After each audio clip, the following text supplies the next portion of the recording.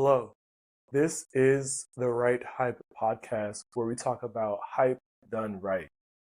I am your host, Gavôn, and I love talking about style, sustainability, and inclusion. Today's episode is a recap of the month that I've had. So I'll be sharing some personal thoughts and opinions. But before I get to all of that, I want to shout out my listeners. I have embarked on this journey of podcasting, and it's only been 1 month.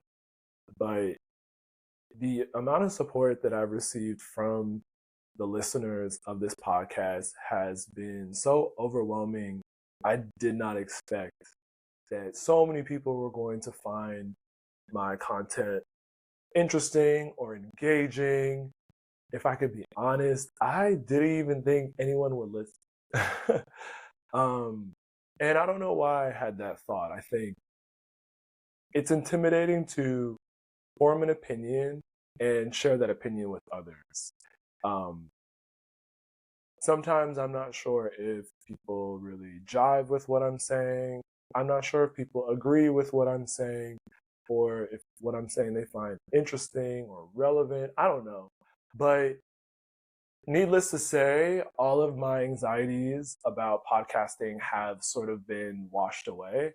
And that's kind of why I'm taking a different approach. As you can see, we are in my bedroom today, and my bedroom has become a safe space for me to get creative, to be inspired. Just coming in here to write in the morning or read a book or rearrange the room really gets my creative juices flowing. So I wanted to situate myself in my room today where I'm a little bit more relaxed, a little bit more casual, and I get to share a little bit about me today as well as talk about fashion. So before I even launched a podcast, I did something very important, which was ask my followers on Instagram what would they like to hear. And this was super valuable. All of the suggestions were amazing. I was surprised to hear what you guys were interested in listening. All of the suggestions, the topics, the ideas, they were all really interesting. Some of the ideas were things that I had never even thought about talking about with you guys. Some of the ideas were pretty aligned with what I was planning on talking about. So it was good to see that there was alignment, but there was also some newness that I get to explore and dive into. And that's where I definitely want to bring in guests. I want to bring in people with other perspectives. There was one request in particular that I got not just from one, but a couple of people asking me if I would review New York Fashion Week collections. And I wanted to sit down and be honest with you guys about how I was feeling because New York Fashion Week was something that I got excited for every year. For a little bit of context, I grew up in Atlanta, Georgia, and so seeing New York Fashion Week from afar was the only way I was really able to engage with the events, the presentations, the shows. All I could do was engage with New York Fashion Week from a screen. And it wasn't until I graduated college and I started taking trips to New York, um, that's when I actually got to experience New York Fashion Week in real life. And it was cool. I got to go to shows that I never thought I was going to get invited to. I created a small about me one pager that I sent out to PR companies who could get me on the list on fashion shows. And I got a lot of no's. But I also got a lot of yeses. But I also got some opportunities to actually go to New York Fashion Week events, whether it was a fashion show presentation or an after party or an exclusive panel or a networking event.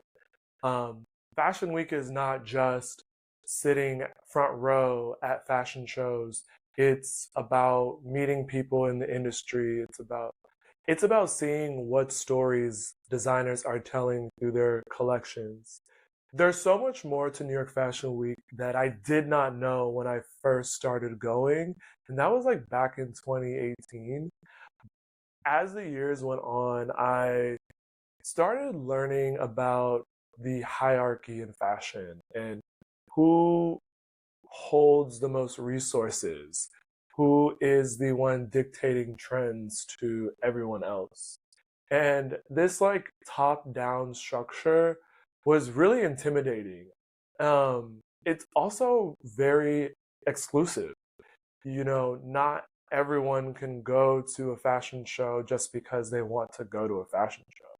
You are either invited because you're a celebrity, because you work for a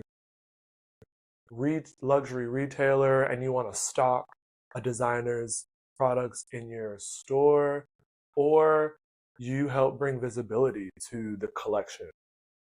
So you might be a content creator or an influencer or a model or a stylist. There's so many people that work in this industry that go to fashion shows. But the reality that I was starting to put together is that a lot of these people are doing it because they love to be there, not necessarily because they're paid to be there. And what I'm really getting at is fashion holds up this facade, and it's really meant to keep us as normal people like away from the reality that fashion is very messy. It's exploitative. There's a lot of people that work in the fashion industry that are living paycheck to paycheck. There's also people who just do a ton of work and don't get paid well. It's pretty disheartening to come into this industry wanting to be a part of all the glitz and the glamour and learn about the business, and you realize that it's not what it's made out to be. I won't say that I'm jaded per se, but I will say that I started this podcast because I wanted to put the fashion industry on full blast. I did not want to feed these same messages that you will see on social media, that you'll see other publications push. Those messages to me are pretty much the same. And it's really what it does is it holds this system together that is pushing people down so that the few at the top can stay at the top. And that's just not me.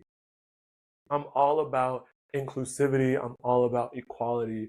I'm all about personal expression. There's so much more that fashion can do that is so good for people on the planet. But the people at the top who are holding on to just like old ways of thinking are really making it hard for newcomers like myself to come in this industry and really like transform it. Fashion is like very archaic in the sense that some of the practices that were established hundreds of years ago are still practiced today. Some of those practices are good and they hold the integrity and the quality of what makes fashion great. But some of those traditions are terrible. Um, they're exploitative, they are deleterious to the planet, they are bad for culture. Um, so many things that fashion just does not tell you are really negative. And so that's kind of why I started this podcast. And that's sort of what today spun out from that comment around, oh, well, I review New York Fashion Week. And the answer is I will probably not review fashion weeks in general. I may pick a show that caught my eye, or I may pick out looks that are really intriguing to me, whether they're on the runway or in real life that I've seen. I'm definitely going to talk about style, and Fashion Week has a lot of style, whether it's on the street or on the runway. So I don't want to do the traditional, like, let's talk about the fashion shows. There are tons of content out there that you can find, whether it's the business of fashion, whether it's Vogue, or if you want to look at High Snow Bitey, or if you want to look at Meat Eater, or Fashion Bomb Daily. There's so many publications out there that are producing content around Fashion Week and reviewing those collections. I suggest you go listen to them. For me, those reviews are overdone, and I'm really about what's new and what's next. And so, yeah, I don't want this to be a long tirade about how Fashion Week is terrible, but I just wanted to level set that I'm interested in fostering a different type of community, one that's inclusive of all genders, of all body types, of all ideologies, but that really is about building each other up and not excluding anyone from the conversation. So I would say the allure of Fashion Week has died down, but I'm still very passionate about style. And I think that is really important. There's also been some commentary that New York Fashion Week is dead. There's been a lot of people who have noticed this shift in who's allowed to come to fashion shows. It's the people who typically are invited don't look like me. So I never truly felt as impacted by the shift as some other people have called out that New York Fashion Week is not exclusive anymore. They allow anybody to come to these shows. New York Fashion Week is like low budget now. Like people are doing things that are just not of quality anymore. And frankly, I agree. I think fashion has become more democratized. There's not as many gatekeepers now. Fashion has traditionally been top down, and now there's a little bit of that leveling out where there's more bottom up thinking happening because people aren't allowing big brands to dictate what they wear, how they wear it, when they wear it. They've really broken away from these tired old ways of thinking and are trying to do something different. There are a lot of designers out there that are embracing this new generation that is more rooted in self expression and authenticity and integrity and having an authority over their style versus having old people tell them what to do. Like, that's kind of out the door now. Um, there are some brands that I truly love that I've been following for many, many fashion weeks. And this is my probably a little bit of a review because I just have a passion for these two brands. These two brands I'm going to talk about today are created by men who are pushing the boundaries around gender expression. They are more inclusive when it comes to sizing. They're more inclusive when it comes to the people who they let into their runways, the people who they let into their shows. They are more inclusive in the way that they look at styling and how you mix pieces together are just so incredibly innovative and pushing the boundaries. And that is what I get excited about. I love seeing when designers are creating these really extravagant, extraordinary shapes and silhouettes and introducing patterns and colors that I never thought that I would wear. Today, I'm wearing a gray sweater from All Saints. And for me, I rarely wear colors. I love black. Like, that is my uniform. But today I tried to do something different. Added a pink beanie because I need to add some color. I can't always be wearing all black. But don't get me wrong, I will never stray away from my core style aesthetic, which is black. I mean, that's just it. But looking at these brands have really helped me embrace my style and also find ways to ebb and flow into new ones. The first brand I want to talk about, which arguably was the best show at New York Fashion Week, is Luar by Raul Lopez. And before I get into it, did y'all see Beyonce? She pulled up to the show and she was glitzed down. I mean, she stuck out. The show was in Bushwick, and so everyone was dressed pretty similarly to me in dark clothing. That's the traditional attire. Plus, it was like it was a dark room that they had the show in. Very grunge, very warehouse vibes, um, very street inspired. And Beyonce stuck out like a sore thumb. I mean, I sort of laughed when I first originally saw her walk in because she was shining bright. She was bedazzled down, crystalled down, like alien superstar. I'm that girl. Like, move out the way. Like, it was really, really fun to see her in a more like lowbrow type of environment where everyone's like down to clown and the she's like a goddess walking amongst the common people. It's very funny. Um, but she was there. So was Miss Tina, her mom. So was Solange, her sister, and her nephew Jules was walking in Luar, and that's sort of why she was there. Um, the rumor is that Jules is becoming a model now. And Solange is pushing him out into the world of fashion, which I find very admirable. I think Jules is going to learn a lot about the fashion industry and what it takes to be a model. If this is the career that he wants to go down, I think that he has a bright future. I mean, being associated with Beyonce is an amazing thing to have in this lifetime. So, claps for him. He also walked the Versace show, which he did amazing. So I wish him all the best.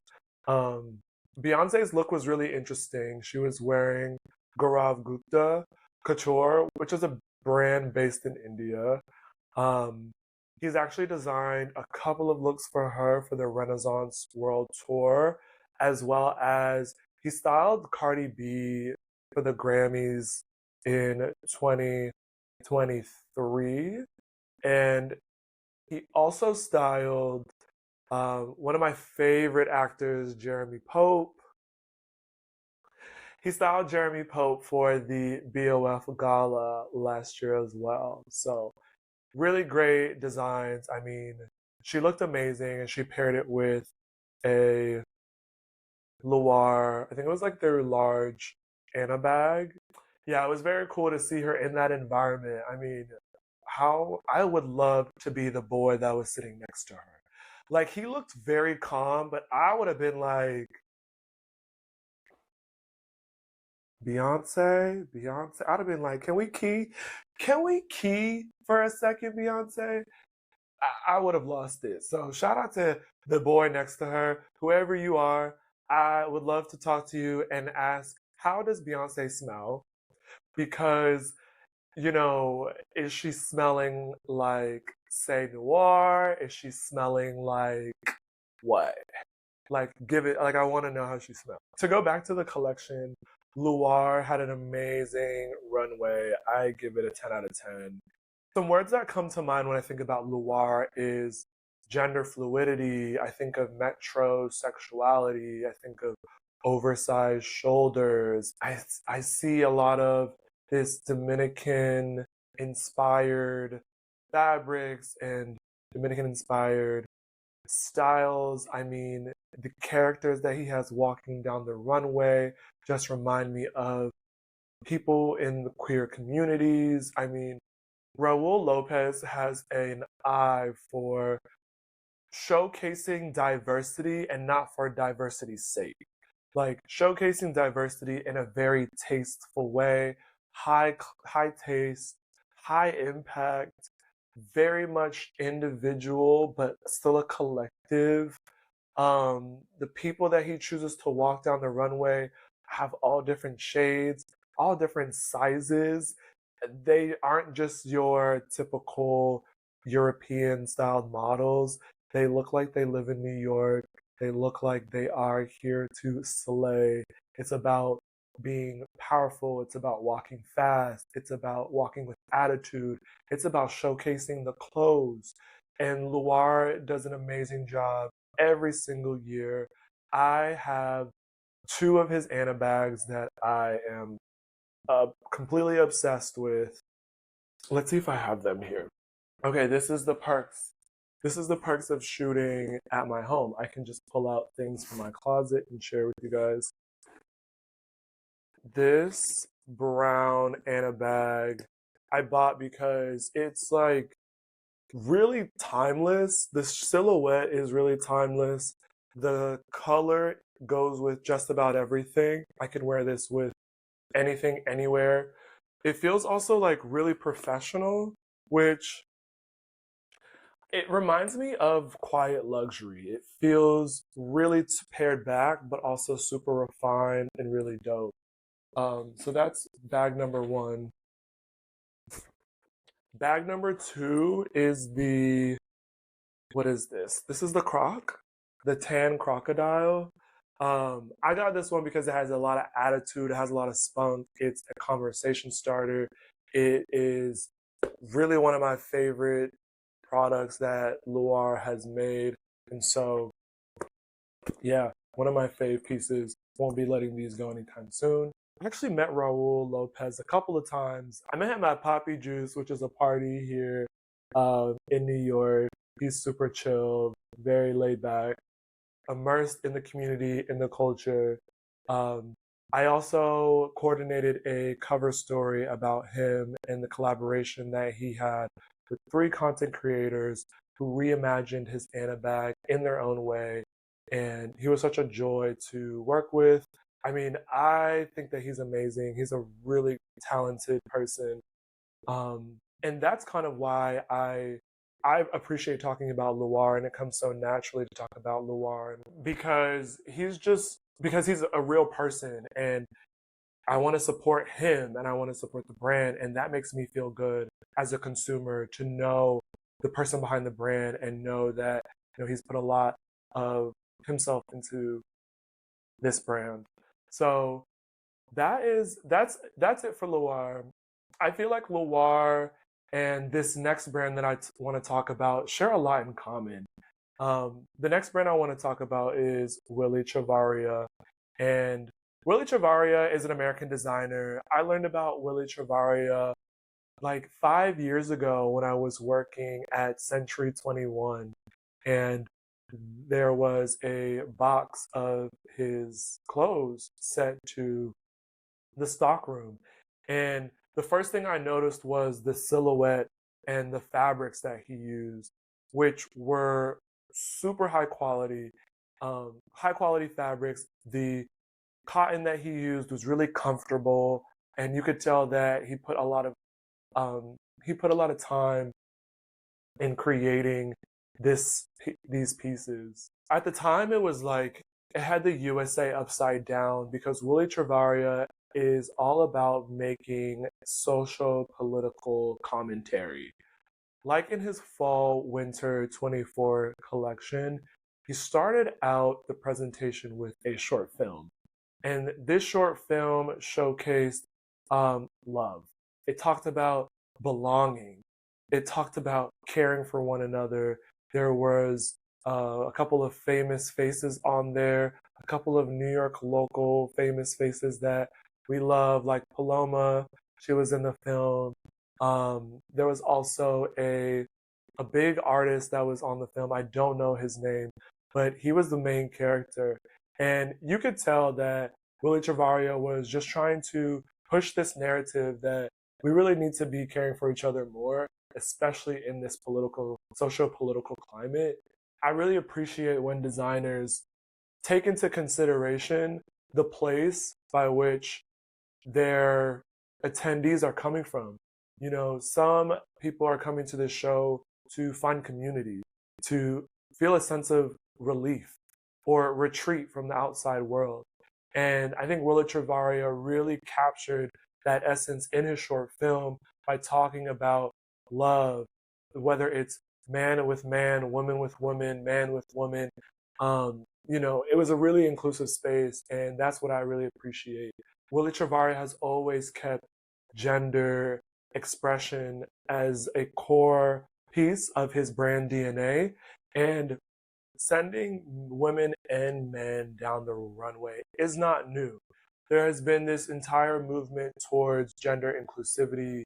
And I would say including both men and women in your shows is so smart because it opens up your audience more.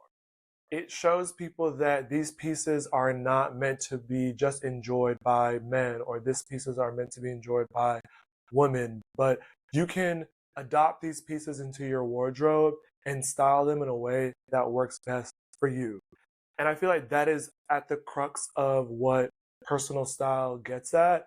And it's also why I watch shows, because I get inspiration from the styling.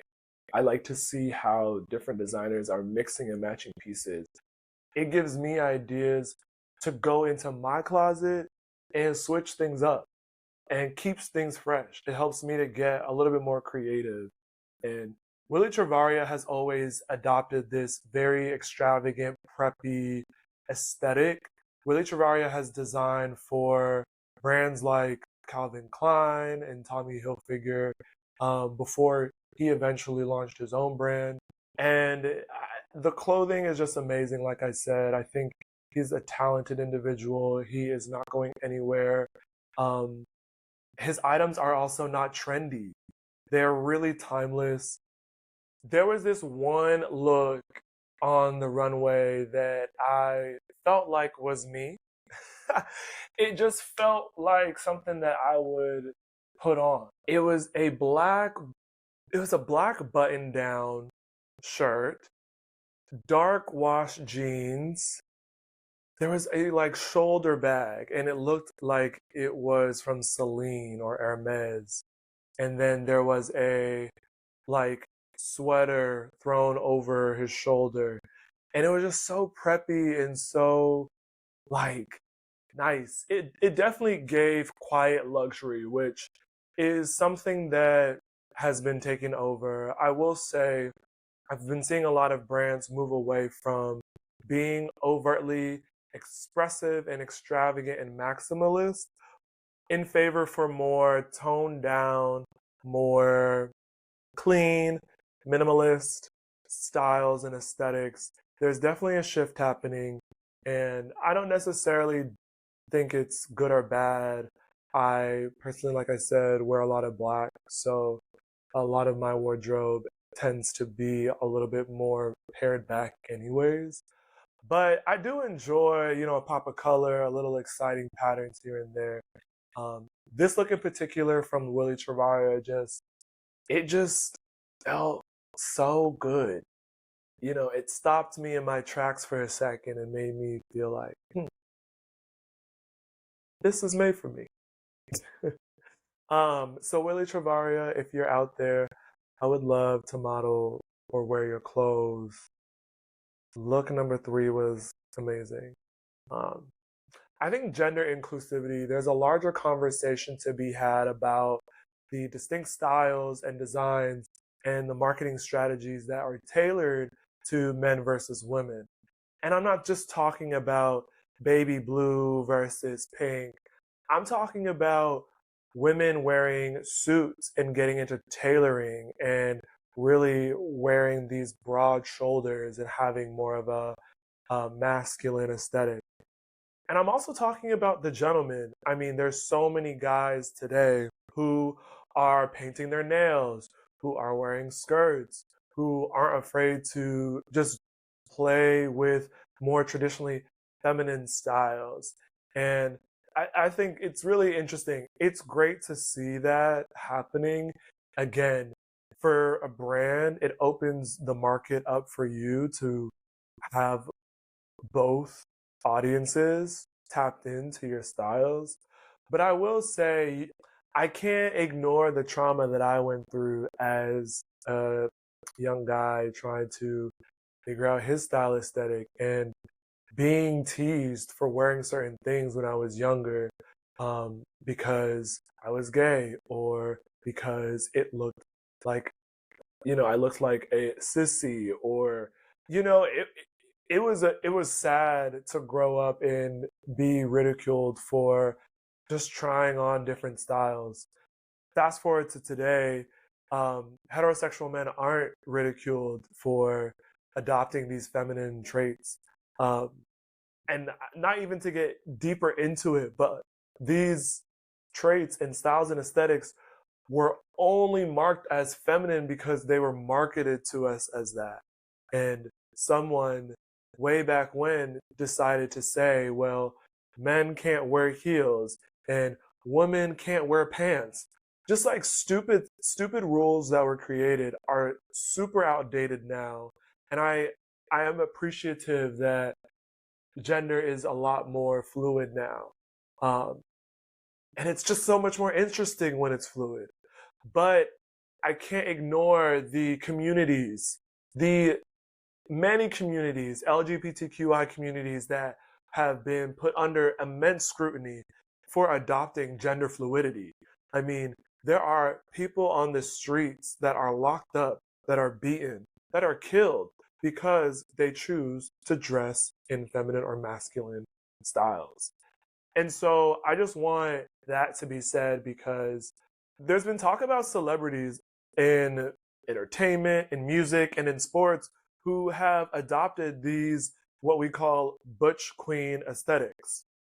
Now, to break it down for you, butch queen is a term that is used in ballroom culture. And ballroom culture, or ballroom for short, it is an African American and Latino subculture underground LGBT. Blah, blah, blah. It's an African American Latino LGBTQ subculture that originated from drag balls of the mid 19th century. That is a mouthful. So butch queen is kind of a mix of masculine and feminine. You're not one or the other. You present mannerisms of both. That's essentially what a lot of these basketball players who are walking through the tunnel and are wearing skirts and like suits and carrying big bags and dangling earrings, like that is butch queen. And so a lot of these guys can dress this way and they get celebrated for it. But that wasn't always the case for these LGBTQ plus communities. Again, they were they were tormented, they were ostracized, they were othered, they were discriminated. I mean, it's really there's so many films telling the stories of not only ballroom culture, but just communities of color who grew up queer, who weren't the stereotypical masculine or stereotypical feminine. And now they're the OGs of these styles. Your faves are getting their inspiration from underground ballroom culture. Let that be known. So if you're really trying to maybe get into gender fluidity and you want to explore those styles, I would say go to the source. Don't look at the basketball players or the rappers that are trying to, sport their Birkins or, wear nail polish.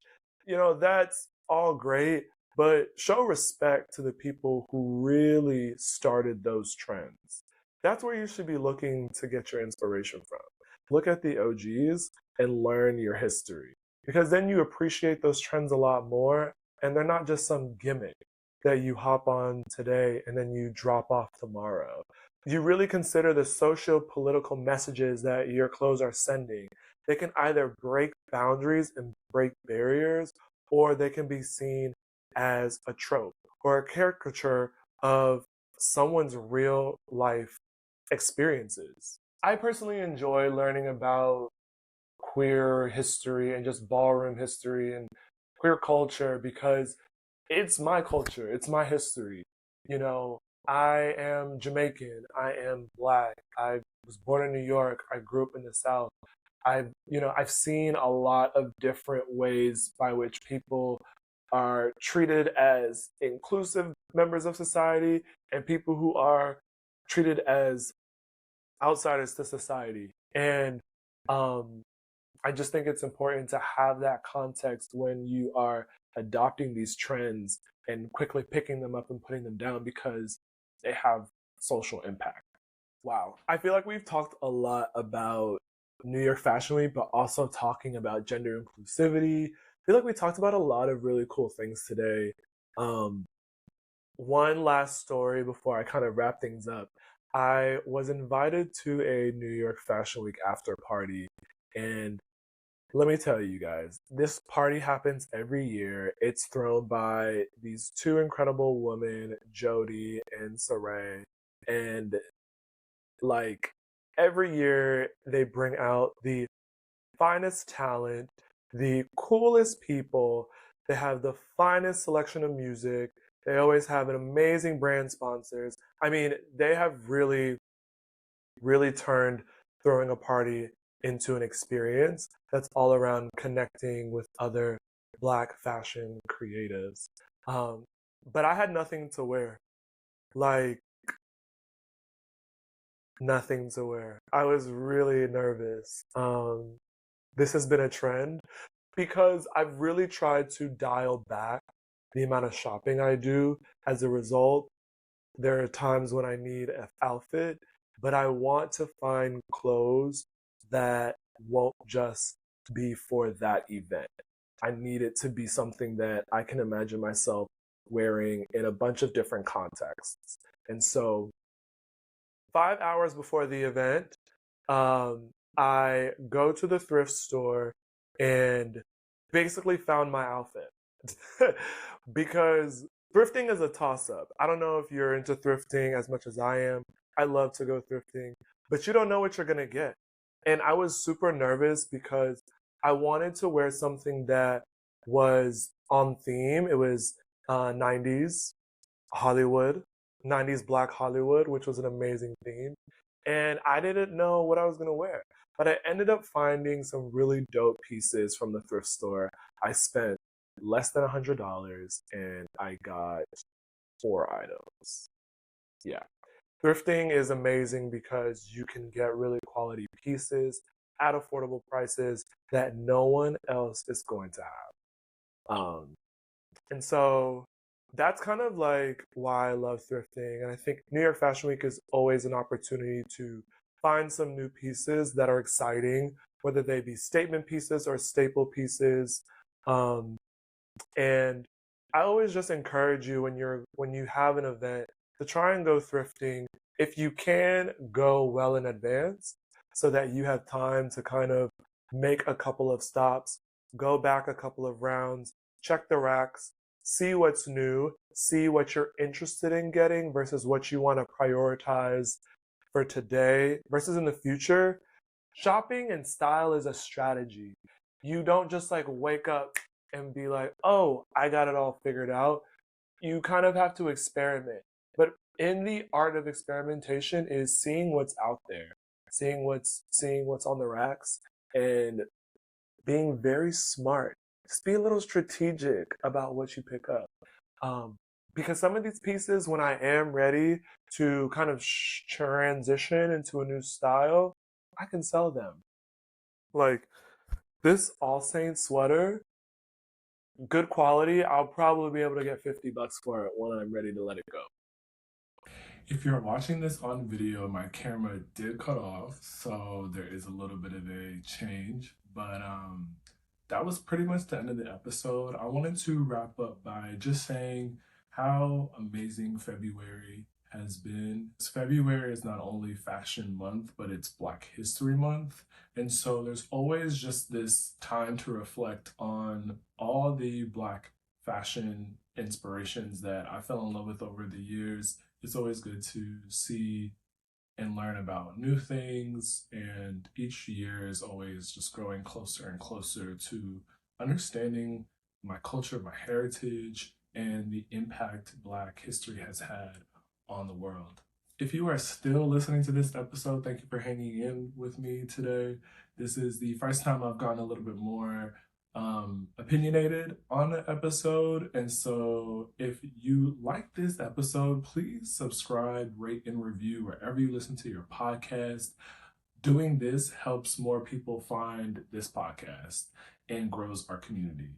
So thank you so much for listening, and peace out, fam.